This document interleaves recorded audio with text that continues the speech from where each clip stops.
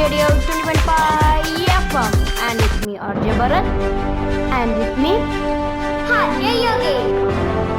Today's school news. Today we had a meeting for Build Maya students regarding further plans. Today's breaking news. Karnataka state declared high alert following outbreak of bird flu in Kerala.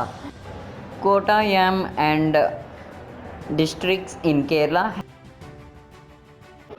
Today's COVID update and weather report. In India, 2,25,104 are active cases, 1,16,190 are recovered, and 1,50,373 are dead. Totally in world, 2,26,16,784 are active cases, 6,31,31,926 are recovered, and 18,91,692 are dead. Coming to today's weather report, today's temperature is 23 degrees Celsius, mostly cloudy. Today's wind is light. Low chances of precipitation today. Today's sunrise at 6:44 a.m. Today's sunset at 6:08 p.m.